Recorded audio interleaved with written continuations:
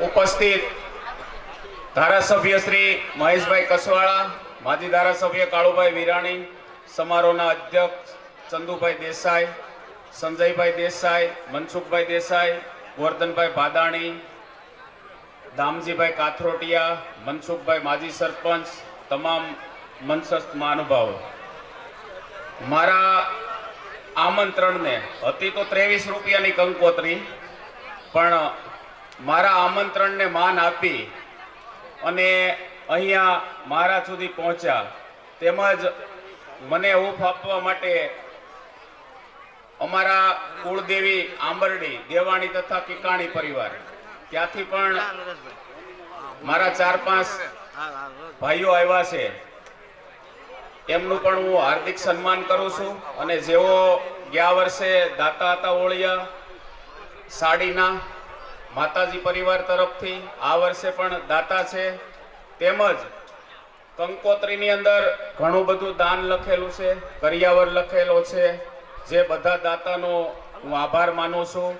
અને આ જે લગ્ન ઉત્સવ છે, સૌરાષ્ટ્રની અંદર શરૂઆત ઓળિયામાં થઈ એવું કહી શકો ત્યાં સુધી કહી શકીએ કે સૌરાષ્ટ્રમાં જ્યારે સમૂહ લગ્ન શું કહેવાય ખબર નહોતી, ત્યારે 1994 ની અંદર અહીંયાથી બરોબર સામે જે આશ્રમ છે ને એની બાજુમાં દાડમા દાદાનું મંદિર છે, ત્યાં પ્રથમ 7 સમૂહ લગ્ન કરી અને આ સમૂહ લગ્નનો પાયો નાખ્યો હતો. અને 7 થી 62 સમૂહ લગ્ન સુધી અમે સમૂહ લગ્ન કર્યા છે ઓળિયા ગામે. અને આ સમૂહ લગ્નની અંદર ભાઈ મહેશભાઈ, ચંદુ કાકા, કાકા જ બોલે, તમને કાકા કહેવા પડશે એવું થાય, કાકા જ કહું છું એટલે કાકા જ બોલાઈ જાય છે. આ બધા સુરતથી મને હૂંફ પૂરી પાડે છે.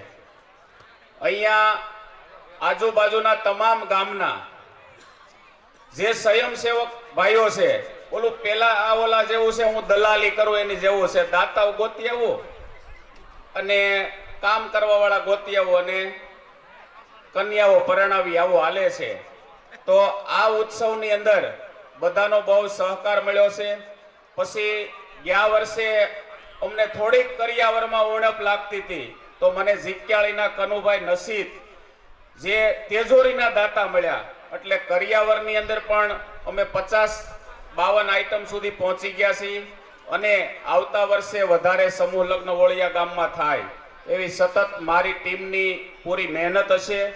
અને ચંદુભાઈ દેસાઈ જેણે વાત કરી કે ભાઈ ઓળિયા ગામમાં ગમે ત્યારે દાનની કોઈ પણ જગ્યાએ જરૂર હોય તો મને નરેશભાઈ ફોન કરે, પણ અહીંયા આવડા મોટા સમાજ વચ્ચે બોલું છું કે શંભુ બાપાનો જે પરિવાર છે એમના 6 સંતાનો છે. ઈ મને 6 સંતાનો એમના જે છે, ચંદુભાઈ હોય કે સ્વર્ગ શ્રી ઘનશ્યામભાઈના દીકરા સંજયભાઈ અહીંયા છે, મનસુખભાઈ છે, વિનુભાઈ છે, સુરેશભાઈ હોય. જ્યારે જ્યારે મેં સરપંચ તરીકે મેં ઘણું કામ કર્યું છે, અત્યારે પણ હાલમાં કરું છું. જ્યારે જ્યારે મેં શંભુ બાપાના પરિવાર પાસે ઓળિયા ગામ માટે કાંઈ પણ રકમ માગી હોય તો ડન જ હોય કે કરી નાખો. આ પરિવાર મારે માટે કે મારા ગામ માટે જે કામ કરે છે ને એ એક બીજાથી ન થઈ શકે એવી વાત કહી શકાય. એનું કારણ એવું છે કે જ્યારે કાંઈ પણ કામ હોય તો હિરેન દાદા, જે આપણા અહીંયાના અત્યારે હાલના શાસ્ત્રી છે, હિરેન દાદા ક્યાંક હોય તો એમ કે કરો ઈ કે શંભુ બાપા વાળા પરિવારને ફોન, હું ક્યાંક કામ હોય તો કરો શંભુ બાપા વાળા પરિવારને ફોન. એટલે એમની દાનની ક્યારેય ના ન હોય. અને બાકી એ તો તમે હવે ગોરધનભાઈ ભાદાણીને એ બધાને ભેગા લઈ લીધા છે કે હવે જઈ હોય તે કરો ગોરધનભાઈને. હવે ગોરધનભાઈ ફોન તો આવ્યા જ કરશે અને તમારો વહીવટ તો અમે તમને નહીં પૂછી, પ્રવીણભાઈ જ કરશે. એટલે જે આ સમૂહ લગ્ન થાય છે જેની અંદર બહારના દાતા ઘણા છે, આવતા વર્ષ માટે પણ આવતા વર્ષના લગ્ન માટે પણ બહારથી ખૂબ જ દાન આવ્યું છે. અને અમે ટ્રસ્ટ પણ રજીસ્ટ્રેશન કર્યું છે. અમારો 100% વહીવટ લીગલી છે. અને અહીંયા આજે જે મારી ટીમ અહીંયા ઓળિયા ગામની અને સ્વયંસેવકો જે 12 ગામના કામ કરે છે, 12 ગામના સ્વયંસેવકો સતત કાલે બપોરે 2 વાગ્યાના આવી ગયા છે. આજે જ્યાં સુધી પટેલવાડીના વાસણ સાવરકુંડલા ભોજલરામ પટેલવાડીમાંથી આપણે વાસણ લેવા છે એ જ્યાં સુધી પહોંચશે નહીં ત્યાં સુધી ઓળિયા છોડશે નહીં. આવા 200 સ્વયંસેવક નજીકના ગામના બધા કામ કરે છે.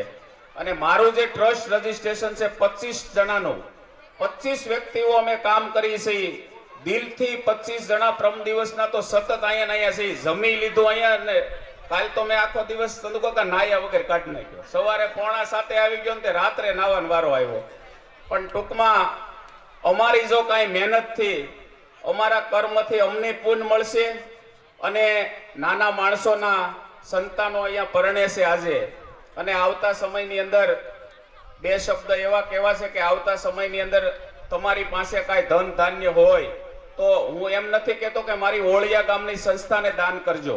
કોઈ પણ જગ્યાએ સારું કાર્ય હાલતું હોય ત્યાં આપ દાન કરશો તો ભગવાન એને બમણું કરીને આપે, એ આપણી કાઠિયાવાડી કહેવત છે.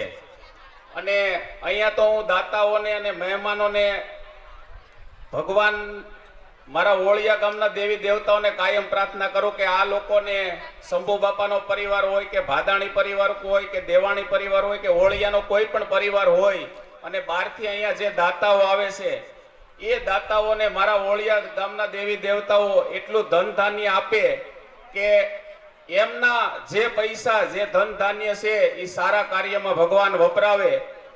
અને આવા લગ્ન ઉત્સવ જેવા ગૌશાળા હોય આવા જે બધા સારા કાર્યકરો છે, આજે શિક્ષણનો સમય છે, શિક્ષણના સારા કાર્યો થાય એમાં તમારી સંપત્તિ વપરાય અને ભગવાન વધારે તમને સંપત્તિ આપે અને અમારા હાથે આવા કાર્યો થાય અને એની અંદર આપ સર્વનો સહકાર હોય તો જ આ બને.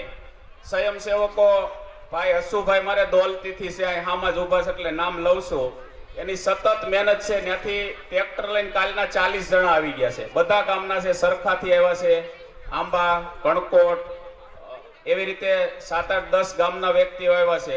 જેને લીધે જ આજે તમે જે ભોજન જમવાના છો એનું કારણ જો કાંઈ હોય તો કાલ બપોરના લાડવા વાળે છે ગુંદીના, રાત્રે 1 વાગ્યા સુધી લાડવા વાળ્યા છે.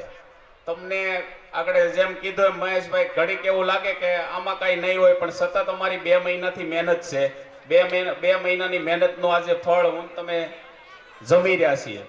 તો આવતા સમયની અંદર વધારે ઓળિયા ગામમાં સમૂહ લગ્ન થાય અને આપ સર્વનો વધારે સહકાર મળે એવી અભ્યર્થના સાથે વિરમું. જય હિન્દ, જય ઓળિયા.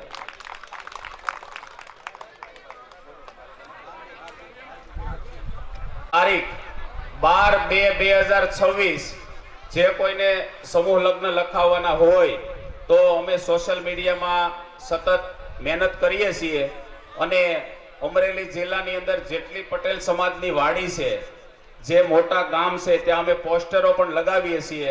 અને આવતા વર્ષે 12/2/2026 માટે જે કોઈને સમૂહ લગ્ન લખાવવાના હોય તો લખાવી શકો છો. અને એની અંદર જે ગામના સમૂહ લગ્ન લખાવશે એને પેલા એવું હતું કે તારીખ આપણે પછી આપતા, આપણે આવતા વર્ષની તારીખ આ માટે એ માટે જાહેર કરી દઈશું કે મારા ગામની અંદર કોઈ આ તારીખ લગ્ન નહીં લે નહીં, એ માટે આવતા વર્ષ માટે આપણે તારીખ 12/2/2026 જાહેર કરીએ છીએ.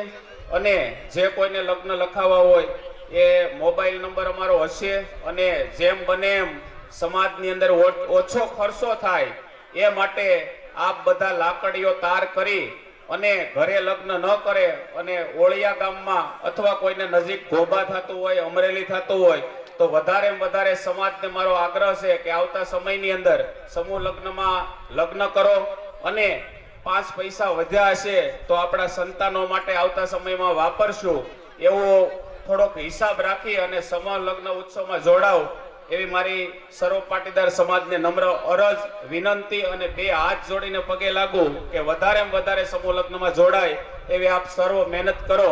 એટલું કઈ વેરમું. જય ઓળિયા.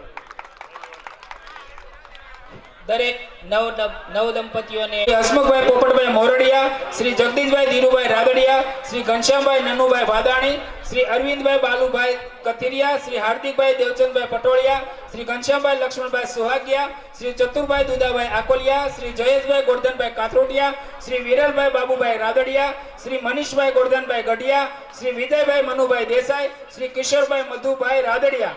આ પૂરું ટ્રસ્ટી મંડળ આજે સ્ટેજ ઉપર પધારશે. એનું એક સમૂહ ફોટો સેશન રાખેલું છે. આ ઉપરાંત આ પૂર્ણ થાય પછી વરઘોડિયા સ્ટેજ ઉપર આવવાનું છે. એમનું પણ અહીંયા સમૂહ સેશન કર્યા પછી મંડપ તરફ આગળ પ્રયાણ કરો. દરેક વરઘોડિયા મંડપ તરફ આગળ પ્રયાણ કરો. ત્યાર પછી અહીંયાથી જે પણ સૂચના આપવામાં આવે એ પ્રમાણે કરવાનું છે.